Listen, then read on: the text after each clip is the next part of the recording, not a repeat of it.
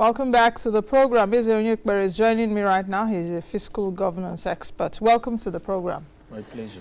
Let's get started. Let me get your views about what's been happening, at least in the last few weeks. Let's start with the finance minister's scenario. She really laid down the scenarios at the National Assembly just a few days ago, giving us option 1 and option 2 in terms of what we need to do, perhaps taking subsidy or not taking. What I'm trying to say in essence is that she really painted the picture that where Nigeria's finances are. What are your views on that? Well, I think that picture is aptly captured in the medium-term expenditure framework 2023-2025, as well as the fiscal strategy paper. So I think she came to the National Assembly to explain the contents to the members of the National Assembly to put a face to what she's already written down. Now, if you look at those scenarios, they are very gloomy. None of them is a scenario that anybody can laugh over. The first scenario she painted was to continue fuel subsidy until the government, this current government, leaves in June next year, which is what they've already done. They suspended some provisions of the PIA, which will have ensured that subsidy was removed as soon as the PIA kicked in, and say they're postponing the implementation until they leave power by June next year. And then the second scenario was about doing a little in relation to the subsidy. So I think none of those scenarios is something anybody should be happy about. And there could be other scenarios not aptly captured in what the Honorable Minister is proposing that we should think of how do we get that done. I think the critical challenge is a question of capacity and willingness. If you combine two of them to be able, you are willing, you are competent, you are able to do something, then once you have that picture in terms of the leadership of the Nigerian economy, then we can begin to talk in details about proposals of what to do and what not to do. Evidently, the current managers of the economy are simply raising their hands in the air. They are simply saying, oh, it is my right, it's my turn to occupy this space called the space of fiscal management or economic management. But they are not doing what they should do for us to be able to at least stop the bleeding, because Nigeria is like a very big accident victim, all right? So if an accident victim, you meet him, you first of all give him first aid. You stop the bleeding, bandage him or her, before you take him to the orthopedic expert or the orthopedic surgeon or the heart expert or whoever that will now do the actual work. And that's what I had expected this administration to do. But rather, they are postponing the evil day. The unfortunate thing is that the situation may go so critical that before the Nigerian economy gets wheeled into maybe whoever is taken next, the doctor will simply tell you, we have only 30% chance of the victim surviving. The other 70%, the victim may go. So whatever you see, you take. That means whoever is going to take over will have to face a lot of critical questions and provide answers to them in the next 1 or 2 months after, as soon as the person is sworn in. Otherwise, the economy will simply collapse on the face of the person, if it's not already collapsed by now. So I like the points you raised, and I think that also corroborated with my intro earlier on in terms of the question or what we should be seeking answers to. I think everybody should really, it's an emergency situation. The government is postponing the hard decisions because of crude politics. And those hard decisions should have been made so many years ago. We refuse to make them. Even at this critical point, it's still being postponed. And part of it is this issue about subsidy or no subsidy. And it's become complicated. I hear people talk about, most times you talk about this, oh, IMF, World Bank tells you to do A or B. The IMF and World Bank are there on their own, okay? It is only when you mismanage your house, okay, mismanage your family resources, that an outsider will now come to tell you, oh, do this or do that. But if you're managing your house well, you're not complaining to anybody, nobody is going to come to make prescriptions for you. But then at the end of the day, the country belongs to us. How we run it, how we manage it, will ultimately tell on Nigerians, not on any foreigner. And that big decision that should have been made is the decision of fuel subsidy. And there are two components of it. If you don't introduce enough transparency and accountability into the entire oil sector, whether it is the subsidy, purported subsidy, or whether it is the losses, shorting, or the money that is being stolen, as if to say, the crude oil that is being produced and nobody is accounting for. So these are hard decisions. And nobody is better positioned to make it than a president who is also a minister of petroleum resources and constitutionally the commander-in-chief of the armed forces, to whom all agencies, whether it's the Navy, whether it's NIMASA, whether it's civil defense or police, report to. And so the earlier that decision is made, the more our chances of climbing out, maybe in the next couple of years, out of the hole we are in. The hole we are in, we may not climb out of it in the next 1 year. It will take a couple of years, but the earlier we start, the better. The significant hole, not even significant, the glaring hole that we're in now is the hole of fuel subsidy, which everyone is talking about.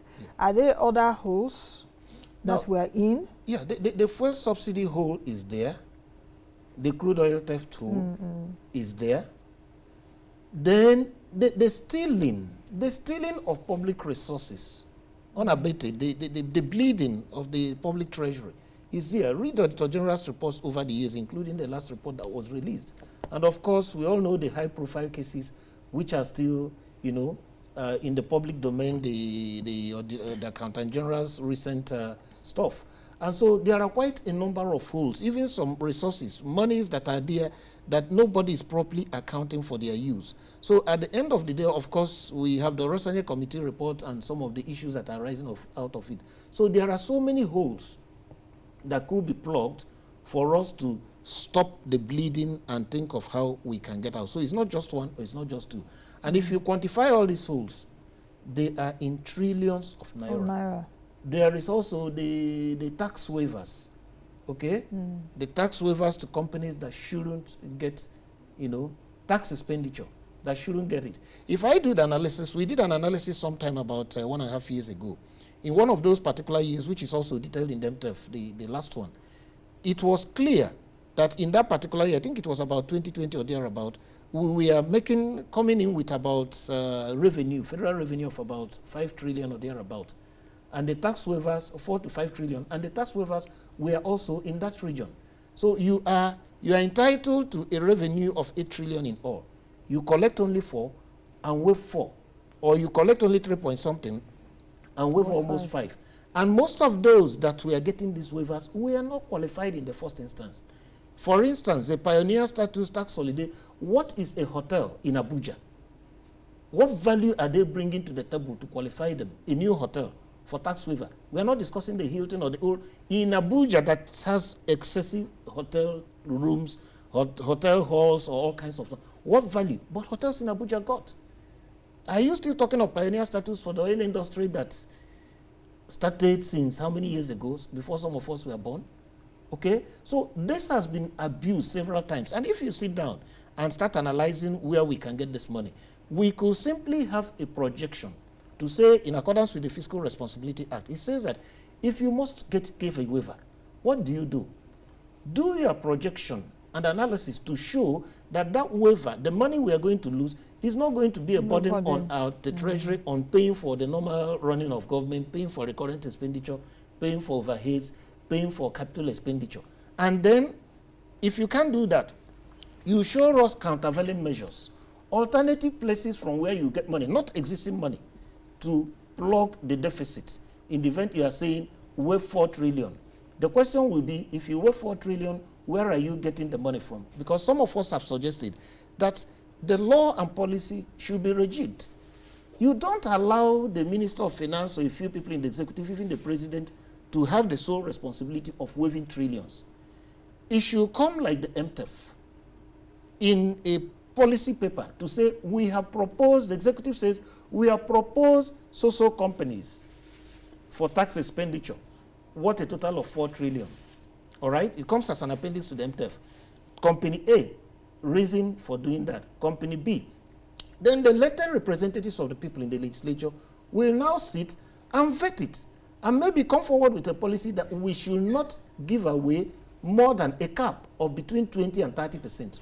If you ask me, not more than 25% of our income in a new year should be given out. All right? So that when you have a cap on that tax expenditure, I can very well tell you that you could possibly be getting between 2 and 3 trillion extra, either between the federal government and the federal government alone.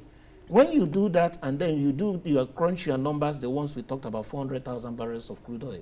I mean, I was watching the program before this where the president of Pengassan was saying they want to take action. Now, a labor union is now trying to take action. Is now trying to organize rallies because of what they see is happening.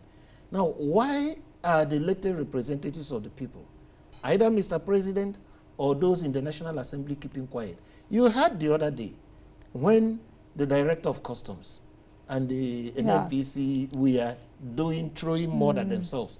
You know, if it was an outsider or somebody like you or me, it would be easy to dismiss and say, oh, they're talking rubbish, they're always trying to attack government. But they are not being dismissed. Yeah, but the issue, critical questions were raised. Yes. If you are trucking out, you say we use 68 million liters every day. Why are you trucking out 98 or 90 something, about 35 million liters extra? Now the question is, do you, Nancy, fill your tank on a daily basis? Not if exactly. you fill your tank on a Monday, you may not go back there until around Friday, Saturday. Yes. The people who fill on a daily basis may be long-distance drivers and truckers. You are moving from Lagos to the east or to Kano. Therefore, by the time you get to, before you even get to Kano, you may need to refuel. So these are the people. And what percentage of the population, or in terms of usage, are these kind of drivers and vehicles? So these things are becoming clear. The more people shout that the people in an NPC are mismanaging the resources and stealing it, the more silence we get from the highest authorities.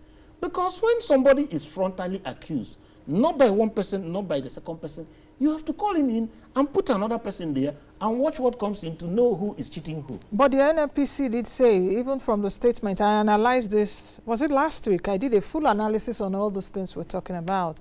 The NNPC did say, oh, that they don't fear any forensic audit and they are open. No, you see, before you even get to a forensic audit like the one they did in Niger Delta, which up till today, nobody has seen the report, which will take, if you start a forensic audit, Buhari will leave and they're still telling stories. Now, these are simple, what the Director of Customs said was simple common sense. You see, let's not make anything esoteric. And I've always said it. If in the days the economy was working before 2015, we were doing 35 million liters. Exactly, which I said last Monday. Factory closures, highest unemployment rate in the world, which means more companies have closed. 2 recessions. Yeah. Unemployment higher. Poverty deeper. Everywhere. The insecurity has even prevented ordinary farmers from going to the farm. So how many more cars do we now have? What has happened to almost double the figure? Yes, exactly. Before you even go Those are the questions I asked. Use common sense. And then join it with the question asked by the Director of Customs, whether people refill every day. Okay? By the time you do it, in law, there's what is called a prima facie case. Okay? 2 of you were in this room. You were in this room with somebody. And it's established that only 2 of you were here. And by the time you come out, something has happened. People are bound. You are the first person to be asked, what happened to this? So you will be the first one to be asked, and then your explanation will determine. So there's a prima facie case against an NPC and those running the economy, or those running the oil sector. Now, we hold them responsible. And if in the investigations we find out that it's true, we know what to do. But the case is overwhelming, left, right, and center. That alone is another 2-3 trillion back to the Federation account for sharing. You can begin to name it one after the other, so that by the end of the day, what we may need to borrow, we may not be looking for 10, 11 trillion. We may only be looking for 2 or 3 trillion. And that 2 trillion, we'll know where it is going straight. If it is in the power sector, you now say, okay, we are buying this 3 trillion, we are doing 5,000 megawatts every day. We must begin to, benchmark, fix indicators for what we are doing. I am building an extra 1,000 megawatt capacity. It will take me 9 months, 1 year. So if I borrow this money by September, by July next year, we will see a brand new plant with extra 1,000 megawatts capacity. Or the transmission company of Nigeria is still under federal government's care. The wheeling capacity, most times, if you put that 5,000 megawatts, it will collapse. You bring the indicators to show that the wheeling capacity now is 3,000 or 4,000 megawatts. By the time I put down this extra $1 billion, I will increase the wheeling capacity by an extra 1,500 megawatts. And these are things that are verifiable that anybody can see. Rather than, there's this impression, go and borrow, put it into a bottomless pit, into a basket, a leaking basket, and then it will disappear from there. Nobody will know where it went. While you were reading the news, I was listening about the money the World Bank claimed they disbursed for some watershed programs or from climate change programs. $700 million. 700 million. Where is that money? Can anybody pinpoint in good conscience where that money is? That's why I always canvass for what I call some cross-cutting fundamental principles and norms in running Nigeria's economy. And what are those fundamental principles and norms? The first is transparency. The second is accountability. These two, you can't remove them. For instance, the Debt Management Office, if you get to their website, you just get one page showing all the federal government is owing, its division into local and external, what the states are owing. Then you draw a line, 100 billion. You don't even put the Ways and Means, which is about $20 billion. There's no Ways and Means there, but they will get, you get like Japan, China, all then those. you get Japan, China, this. But there are no details. On the projects. On the projects. What did Japan give you? 1 billion. On which project? You say it is an erosion control or watershed project. So that we can verify it. Where exactly are these projects located? Is it the state government that is doing it? Is it the federal government? Is it the local government? So that people can go out on their way to see them. All you see is just massive figures. So every year, World Bank will tell you what they have gained. JICA will tell you what they have done. But nobody beyond the Debt Management Office, the Ministry of Finance, and the happy civil servants who are managing it, because nobody is looking at them, nobody is holding them accountable.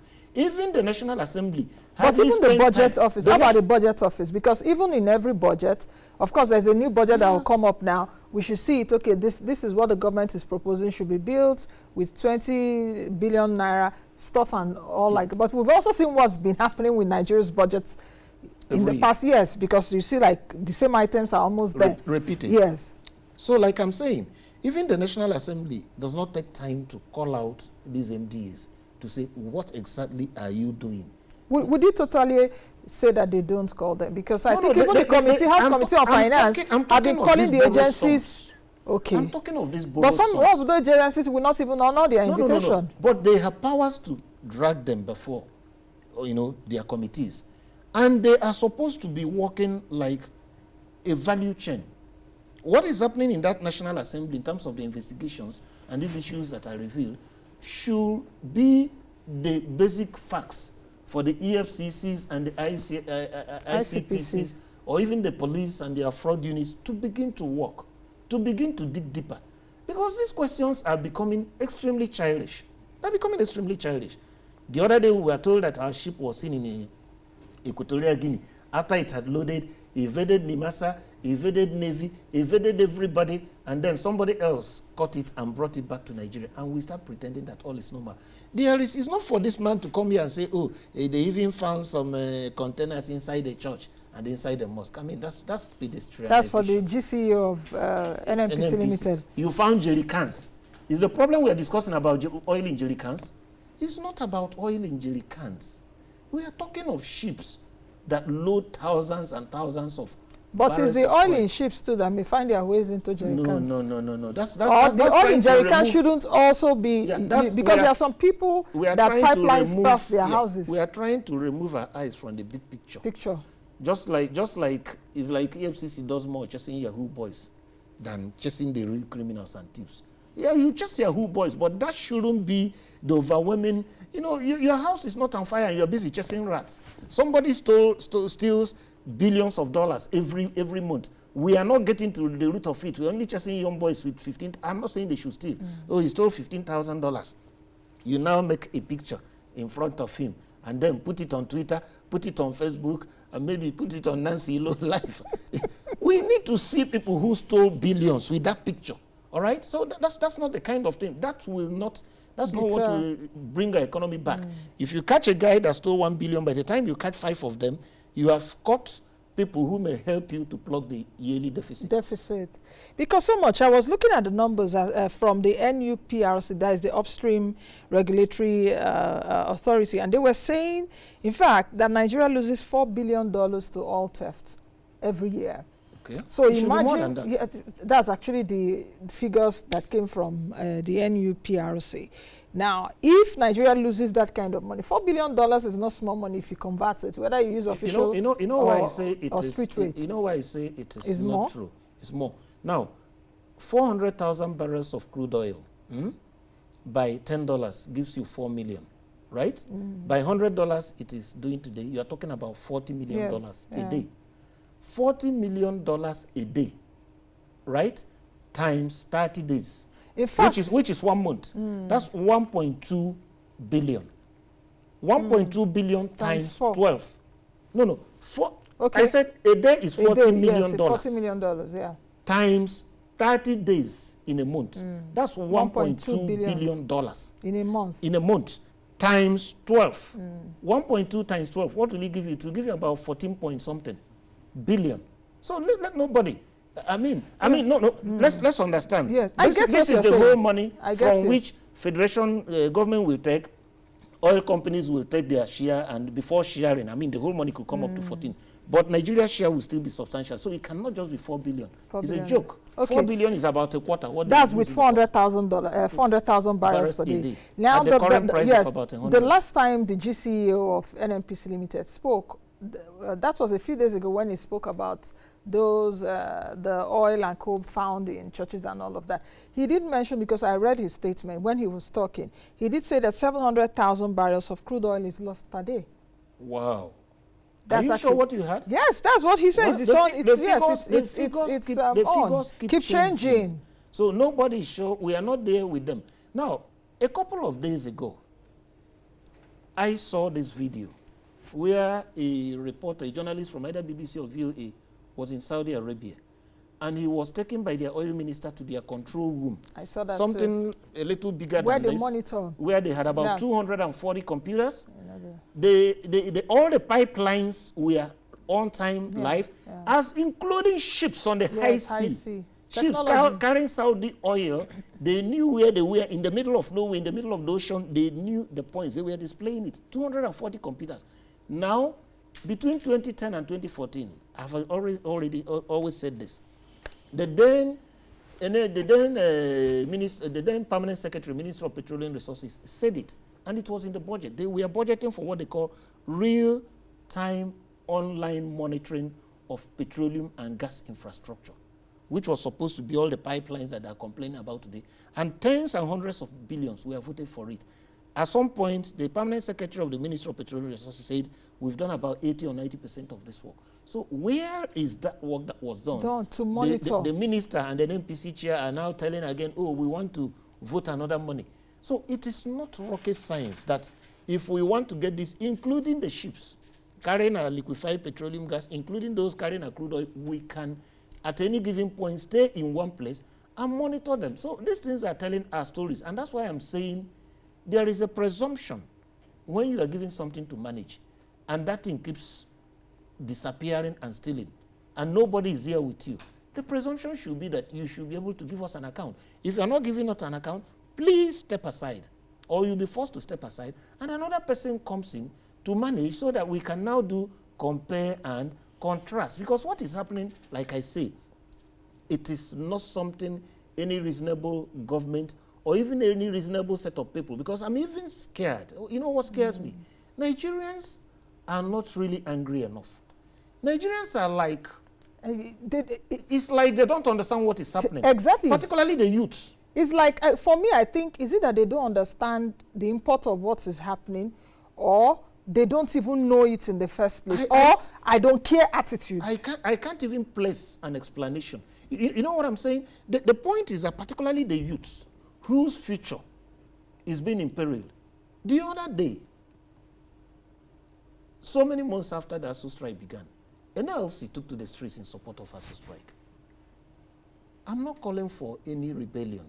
I had expected the students whose future has been imperiled, who have been sitting at home, watching Big Brother Niger, watching Champions League, watching things. They sat back. They sat back. Those rallies were not joined. Imagine 1 million youths on the streets. Mr. President will have called for the ASU president to have a direct negotiation with him. They sat back. Whose future? Is it not their future? People are getting older. Those in their 60s and 70s, in the next 10, 15, 20 years, they will be out of the picture. The money they are borrowing, it is these young men, some of them in the university, who will pay this money. Okay? So they are the people who should lead this discussion. They are the people who should say, I'm sorry, sir. We elected you, Mr. President. We appointed you, GMD, NMPC. You have failed, refused, and neglected to do your duty. Or you are participants criminals. There is evidence that you are complicit in the looting. So please, sir, you either stop it or something will give. It is time for Nigerians. It must get to that stage. Because all we are doing is that rather than do this kind of things, we face each other. Robbery will increase. Kidnapping will increase. That's not going to solve anybody's problem. This also gives us an ample opportunity as 2023 elections are coming, because in the last few weeks, for those that have been watching, I've tried to, because I was deeply worried, just like you said, that with what is happening, in fact, some of my friends that are covering political bits, there was an analysis I did last week on all of this. I broke down a lot of, okay, even the GDP, even what Minister Zainab said. And I started getting calls, even some met me fiscally, and I was like, Nancy, is this really bad, as you say? I was like, oh, so you guys don't even understand. Am I speaking too much English? That the politicians should be, is it really bad like this? That, are we broke? I was like, so what do we do here every day? Good, good. Now, the question is, are the people who are contesting, particularly for the highest officer in the land, how many of them realize the depth of the rot? I don't think. A good number of them appear to be like there is some cake hidden somewhere which they want to come and share, forgetting that they are coming to clean up the mess and then start the process of baking a new cake. Afresh.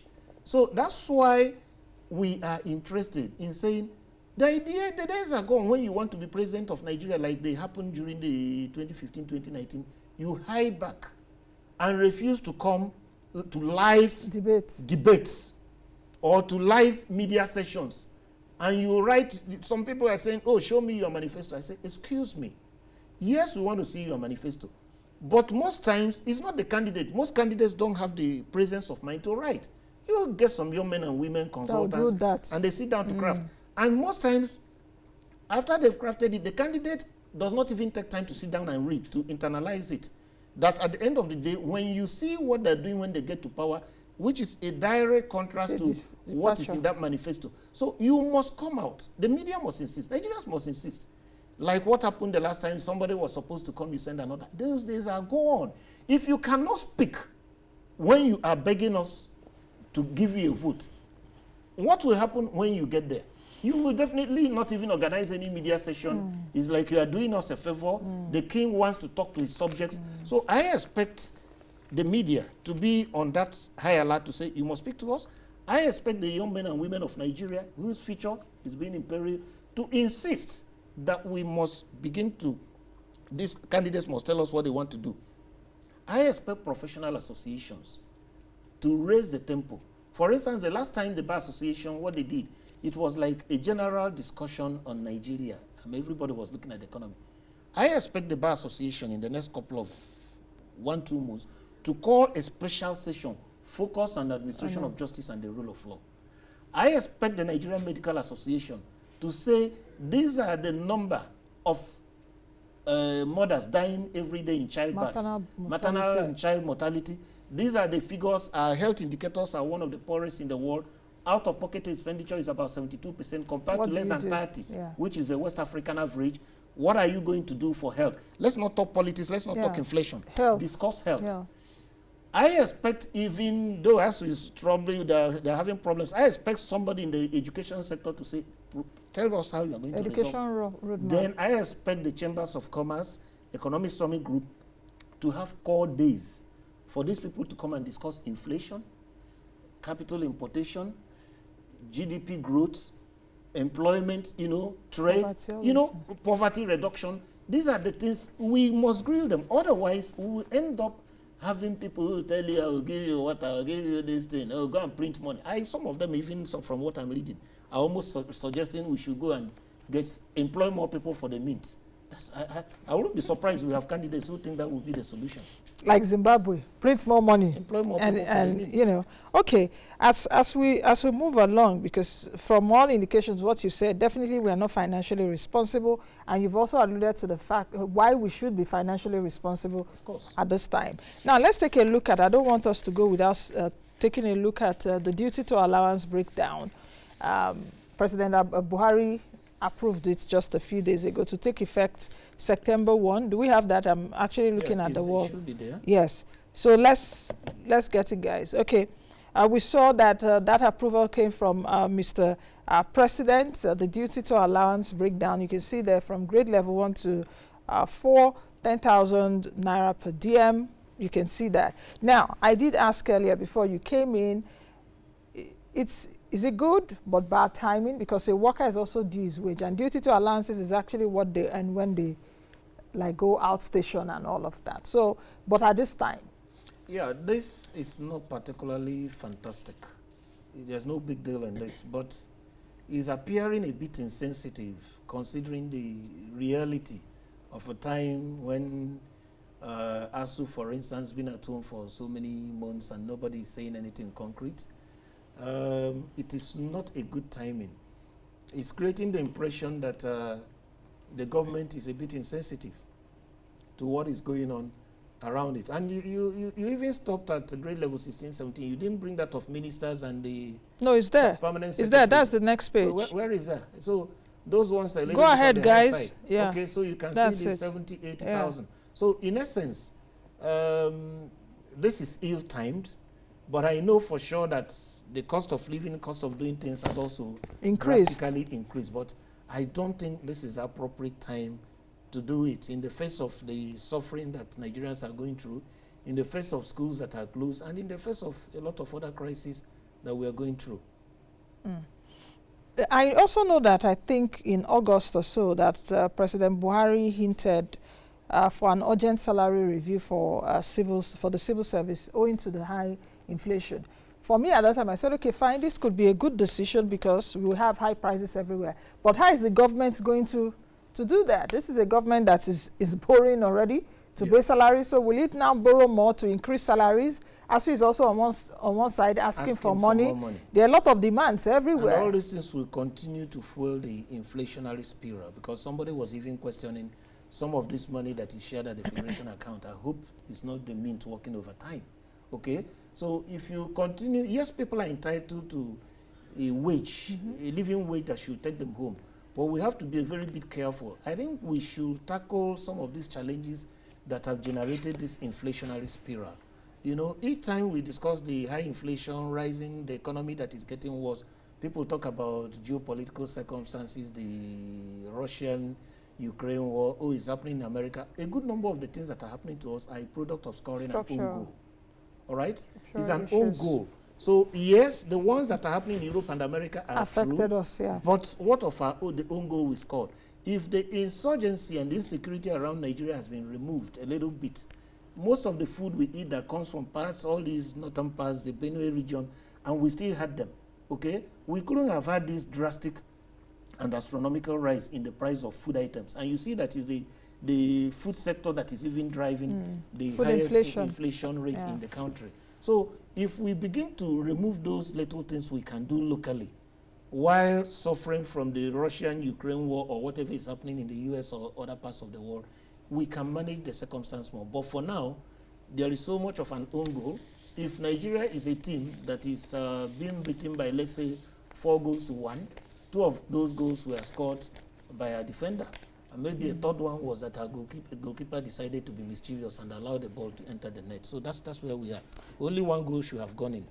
Do you see any hope in sight, especially as we prepare for the campaigns? I think in the next few days, or 2 weeks or 3 weeks or thereabout. Do you see any hope in sight, really, from the front liners? Also for the governors across, the people that will be seeking elective positions for across the state, because we also tend to focus on the presidency. Yes, on the presidency, forgetting that there is FAC, NNPC Limited is out now, not remitting money to Federation every month. It's every year it will come up with its audited financial statements and all of that. So how will those governors also make money? These are the conversations we should begin to get answers to now, or when the campaign starts. I see hope in the sense that people are already suffering. Unless the message they're trying to put across is that we have not suffered enough. If somebody has sat on your back, beating you, making your life miserable and uncomfortable for the past 4, 5, 8 years, and he's coming back again, not apologizing, but promising to deepen the pain, just like in the biblical Solomon's son who said, oh, my father merely flogged you with cane, I'm going to flog you with scorpions. Then you have a right to say to your tent, O Israel, you have a right to resist and say, I'm not supporting you again. But if we continue what the street lingo of continuing our mumu show, there will be no hope. But I believe Nigerians have suffered enough. They are unhappy, they are angry, they are poor, they are starving.